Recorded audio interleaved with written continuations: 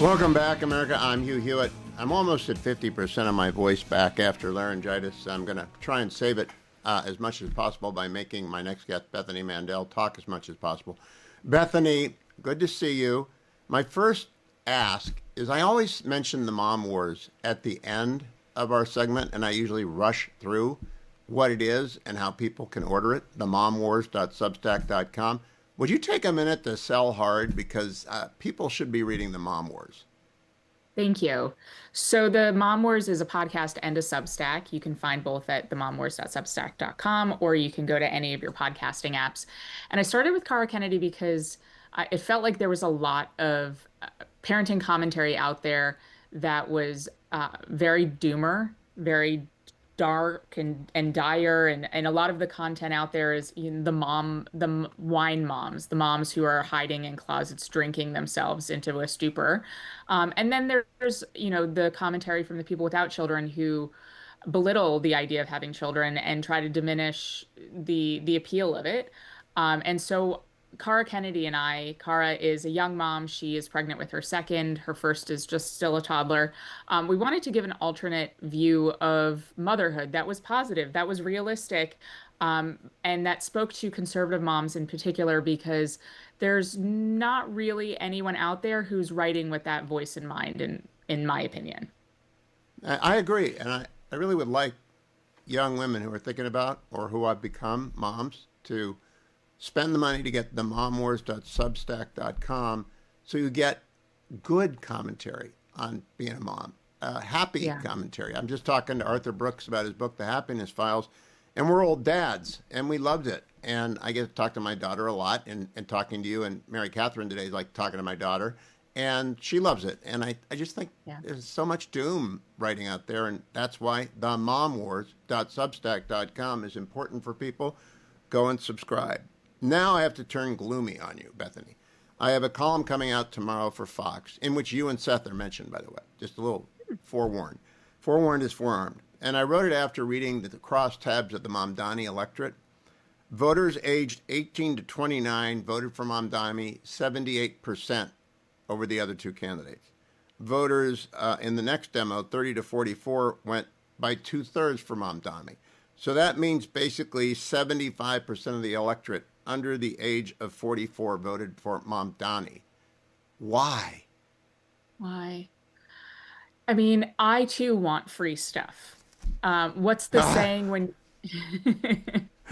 when I saw that $2,000 tariff refund, I was like, well, I could take $2,000 per member of my family. And my 12-year-old, actually, she was so cute. She's like, or we could use that to pay down the national debt. And I was like, yeah. Oh, no. If you've got her already trained up in the way you want her to go, but no, take the $2,000 because that's the last thing the government will give you for free. I know. So, I mean, who doesn't want free stuff? The saying is, if you're okay, you're gonna have to help me with it because I'm terrible at sayings. If you're young and conservative, you have no heart. If you're old and liberal, you have no brain. Right? That's correct. Yep, that's I got it Winston right. There we Churchill go. originally, but you got it right. Yep. Yes. So, I mean, that's But what it is. They want free stuff. They don't realize there's no such thing as a free lunch. I just am so disillusioned. I wrote one of the purpose of the column tomorrow, which you and Seth are mentioned, is that people who have platforms need to platform people under the age of 45. And I listed like 10 of them, Guy and Mary Catherine and you and Seth and Matt Continetti and Ben Domenech, people I have on my show all the time, because people from 18 to 44 are much more likely to find and listen to you than they are find and listen to me. And the reality is my demo is probably 45 to 65, the heart of my demo. I got shoulders on either side, everybody does. But do you think there's hope for this generation, or do they have to fail miserably with socialism and communism before they realize it does not work? I mean, I think there is hope. I wouldn't have had six children if I thought everything was hopeless. Ah, Um, Having children is an expression of hope in the future. But there is a shocking amount of ignorance among people of my generation when it comes to the fact that socialism has indeed been tried before. We've gone down this road many a times in many a places, and it doesn't ever end well, nor has it ever ended well. And I think a lot of this is is poor education. And I'm going to put a little bit of this on the shoulders of your listeners too, because I think a lot of people of our parents' generation thought they were sending us to school and we were getting edumacated, or we were getting Yeah. educated. We were in fact getting edumacated. We did not receive an adequate education in these kinds of things.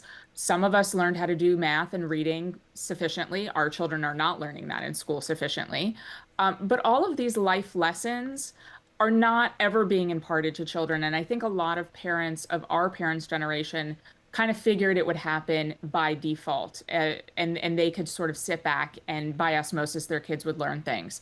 But you have to talk to your children. You have to educate them in your beliefs so that when your 12-year-old hears that they're sending tariff checks, she will say, "What about the national debt?"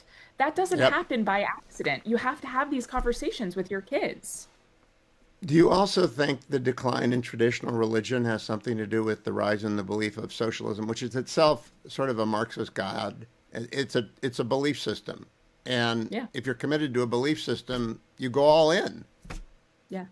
No, I do. I do. They're so desperate to find something that gives them meaning and gives them a sense of community and belonging. And especially post-COVID, I think, when we ripped kids and teenagers and 20-year-olds out of their community and we told them sit in front of a screen and that's your socialization for the next 3 years. Of course they didn't turn out okay. Of course that they're craving belonging. And when Mamdani comes along and he's like, I'm going to give you free stuff and we are all in it together, all of these, it is a sense of faith that these people have that he's going to achieve the miraculous and that they're going to be part of something bigger than themselves. And so from an intellectual perspective, I see the allure of someone like Mamdani. And my answer, and I'll get your quick commentary on it, is that they're getting their information from 1,000 different places as opposed to 3 channels or 4 channels and 5 newspapers, and they don't read books. So we got to promote people whom they might actually listen to, like the momwars.substack.com. Otherwise, they'll never get anything, right? I think Yeah. media is broken beyond, it's not broken. I mean, there's just too much of it. They can't pick. Yeah, and it's hard to tell the difference between Candace Owens and Ally Beth Stuckey, for example. Yeah. But we on the right, and there's been a lot of talk of that this is infighting or not. I don't think it's infighting. I think we need to choose who our players are. And for me, I'm going to go with Ally Beth Stuckey over Candace Owens, who I think is having a mental breakdown. But we need to gatekeep a little bit, and we need to say people like Ben Domenech. He's a good, interesting, smart, captivating voice for young men on the right. Losing Charlie Kirk was Absolutely. an absolute tragedy because he was that.